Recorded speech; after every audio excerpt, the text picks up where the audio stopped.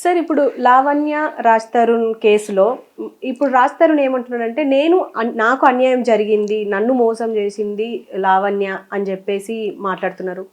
వీలైతే ఇదే కేసు మీద నేను లీగల్ గా వెళ్తాను అని అంటున్నారు. అంటే ఇది అసలు ఏంటి సార్, ఈ కేసు అంతా ఇలా మలుపులు తిరుగుతుందే గానీ అసలు సాల్వ్ అయ్యే అవకాశమే లేదంటారా? యాక్చువల్గా ఒక వివాదం పట్టుకొచ్చారు, అది ఒక విధంగా అతనికి మంచి జరిగింది, అతను మర్చిపోయారు చాలా మంది. సో అదే టైంలో మంచి ప్రొడ్యూసర్, నిర్మాత, కెమెరామెన్ అందరు కలిసి వాళ్ళు నన్ను కలిసారని చెప్పాను కదా. మన ఇక్కడ మా ఊర్లో కూడా తెలుసున్న వాళ్ళు పొలంలో తీసినప్పుడు నేను కూడా వెళ్ళాను షూటింగ్, పురుషోత్తముడు. ఆ సినిమా కూడా అనుకోకుండా ప్యాడింగ్ మంచి మంచి ఆర్టిస్టులు పెట్టి, రమ్యాకృష్ణ వీళ్ళందరిని పెట్టి, పాయింట్ కూడా బాగుంది.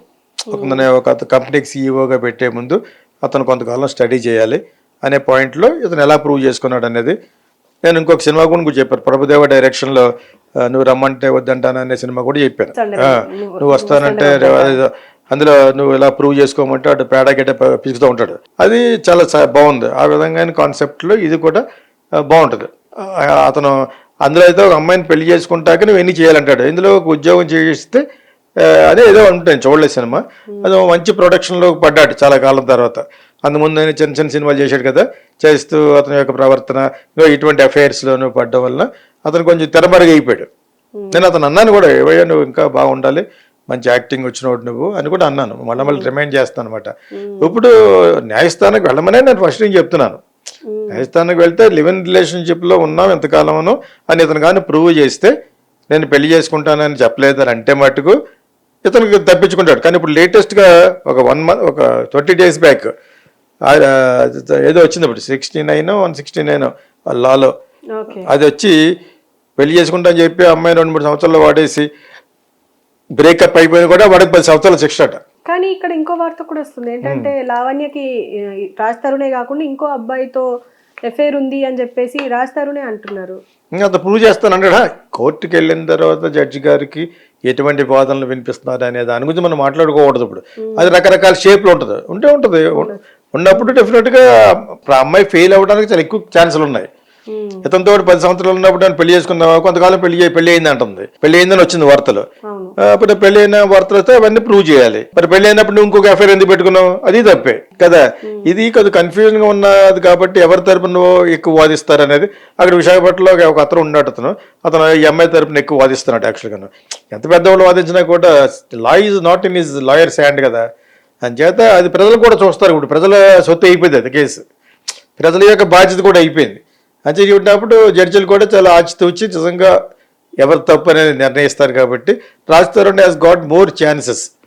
ఓకే, అతను హ్యాస్ గాట్ రైట్.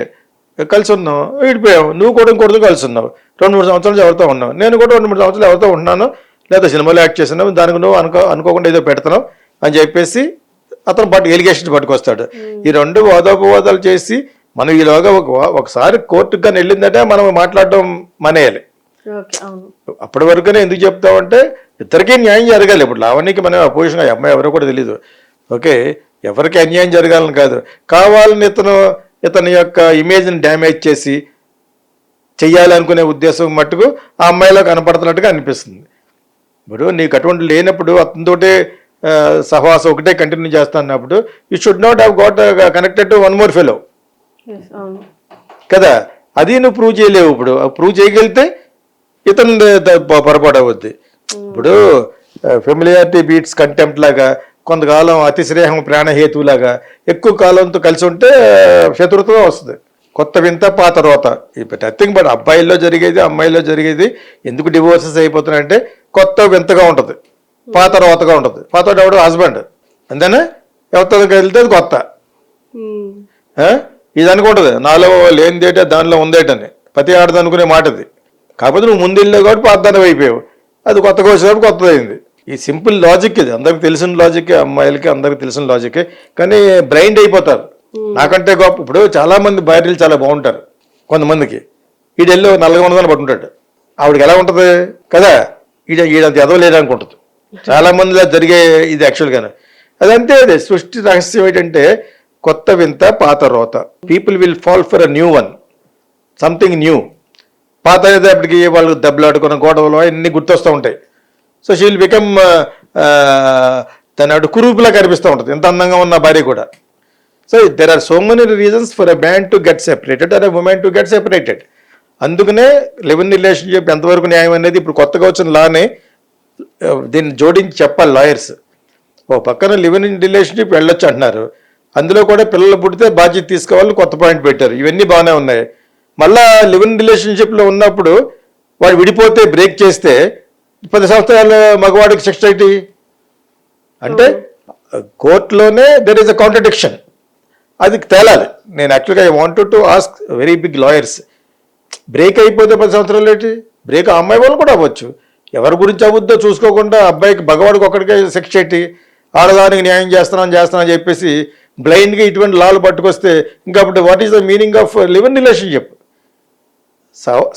కలిసి బతకడం అనే దానికి అర్థం ఏంటండి? నన్ను 4 సంవత్సరాలు పోతారండి, 10 విడిపోతారు, అది సడన్గా కోర్టుకి వెళ్తుంది. నేను ఒక కేసు చూశాను యూట్యూబ్లోనే, 6 హస్బెండ్లు మార్చిందట ప్రతి 5 నెలలకోసారి. 5 నెలలకోసారి ఒక హస్బెండ్ని చేసేసి ఆడి మీద కేసు చేస్తాను, నాకు ఇది భరణం వస్తుందని. ఇలా ఇంకోటి పెళ్లి చేసుకుంటుందట. అలాగే జడ్జికి బాగా ఎక్కిపోయింది, అంటే రమ్మన్నాడు సీన్లోకి. తర్వాత 6గురిని రప్పించండి అన్నారట. ఎవరెవరు ఎందుకు విడిపోయారో కనుక్కుంటాం, ఎంతకాల వ్యవధిలో ఈ అమ్మాయి కొత్త వాడిని పట్టుకుందని. ఇది రివర్స్ అనమాట, మగవాళ్ళ కాకుండా అందరి దగ్గర డబ్బు ఉన్నవాడిని పట్టుకుంటుంది. సో అంచేతకి ఎవరైనా కొత్త లా పెట్టినప్పుడు ఒక పక్కన లివ్ ఇన్ రిలేషన్షిప్ ఓకే అన్నప్పుడు ఎంతవరకు ఓకే? బ్రేక్ చెప్తాడు, తను బ్రేక్ చెప్తే ఎవరు చెప్పిందని తెలుసుకోవాలి. వెంటనే అది మళ్ళీ కోర్టుకు వెళ్ళిపోయి మగోడికి శిక్ష పడుతుంది కదా అని చెప్పేసి నన్ను బాగా వాడేసుకున్నాడు అండి, డే అండ్ నైట్, ఇప్పుడు నన్ను వదిలేశాడు అది కేసు పెడితే ఆడిన 10 రోజులు జైలు పెడతారట. నాకు అర్థమైంది అది. ఇప్పుడు ఈ లివ్ ఇన్ రిలేషన్షిప్ అనేది లీగలైజ్ చేసినప్పుడు పిల్లలు పుడితే ఇద్దరు బాధ్యత తీసుకోవాలనే పాయింట్ బ్రహ్మాండంగా పెట్టారు కోర్టులో. లివ్ ఇన్ రిలేషన్ ఉన్నావు కదా అని చెప్పేసి పిల్లలకి అనేసి ఆ అమ్మాయి మీద వదిలేసి నువ్వు పారిపోవడానికి వీల్లేదు, ఇద్దరు సమానంగా బాధ్యత వహించాలి పుట్టిన పిల్లలకి అని చెప్పేసి అంత కోర్టు చాలా బాగుంది, మిగతా కంట్రీలలో కాకుండా. కానీ మళ్ళీ ఇదేం ఫిట్టింగ్? బ్రేకప్ చెప్తే అది పెద్ద టాక్ ఆఫ్ ద టౌన్ ఇప్పుడు ఇండియాలో. ఇంకా బ్రేక్ చెప్పకుండా ఎలా వెళ్తాడు? లివ్ ఇన్ రిలేషన్షిప్లో నెలలు ఉన్నాడో 2 నెలలు ఉన్నాడో 2 సంవత్సరాలు ఉన్నాడో, live in relationship is live in relationship. పిల్లలు పుడితే బాధ్యత ఉంటుంది, పిల్లలు లేరు కాబట్టి రామ్ నీకు భార్యకి తాళి కట్టిన భార్యకి ఇచ్చినట్టుగా అల్యూమినియం కింద ఇవ్వాల్సిన అవసరం లేదు, డబ్బులు తిరిగి నీకు నెలకింత ఇవ్వాల్సిన అవసరం లేదు, కోర్టుకు వెళ్ళవలసిన అవసరం లేదు. మరి అది అలా ఉన్నప్పుడు ఒక బ్రేకప్ చెప్తే దానికి 10 సంవత్సరాల శిక్ష ఏంటి? ఇది ఎవరన్నా క్లారిఫై చేస్తే I'll be very happy. Mainly law డిపార్ట్మెంట్లో ఉన్న పెద్ద లాయర్స్ ఎవరన్నా చెప్తే చాలా బాగుంటుంది. నేను మా వాళ్ళ ఇంటికి కూడా వెళ్ళి తెలుసుకుంటాను. What is that law came 69 అనుకుంటే ఏదో ఆర్టికల్ 16 ఏదో ఉంది. సో దాని ప్రకారంగా బ్రేకప్ ఆ విధంగా ఇతను చిక్కుల్లో పడే అవకాశం ఉంది. ఇప్పుడు ఆ అమ్మాయి కూడా చిక్కుల్లో పడే అవకాశం ఉంది. కానీ ఆ అమ్మాయి చేసిన పొరపాటు ఒకటి మట్టి ఇతను ప్రూవ్ చేస్తే, ఆ అమ్మాయి ఏదైతే నన్ను క్లెయిమ్ చేస్తుందో నిజంగా అది నిజమైతే ఇంకొకటితో ఉండకూడదు కదా, మరి అక్కడ వీక్ అయిపోద్ది మళ్ళీ. అంటే మనం ఏం పెద్ద జడ్జిలు ఏం కాదు కాబట్టి ఎగ్జాక్ట్గా జడ్జి గారు ఏం చెప్తాడు, హైకోర్టు ఏం చెబుద్దో, దాని తర్వాత సుప్రీంకోర్టుకి వెళ్తే ఏం జరుగుతుంది అనేది వీళ్ళ యొక్క తర్వాత వీళ్ళు పెట్టుకునే లాయర్స్, వాళ్ళు వాదించే అడ్వకేట్స్ ఉంటారు కదా, వాళ్ళ ఫిలాసఫీ ప్రకారంగా వాళ్ళు ఎలా చెప్తారనే దాని మీద ఉంటుంది.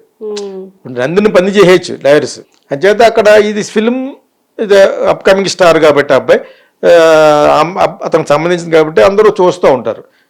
ఫైనల్గా న్యాయమే గెలవాలని కోరుకుంటాం మనం, అంతే కదా. వెళ్ళటం తప్పే లేదు. What రజతరుణ్ is just now growing and going to A better films. ఇప్పటివరకు చేసినవి కూడా మంచి నటుడు అని ప్రూవ్ చేసుకున్నాడు. కానీ ఇంకా ఇటువంటి కొంచెం బ్యాడ్ నేమ్ వచ్చే ప్రవర్తన చేశాడని కుర్రోడు.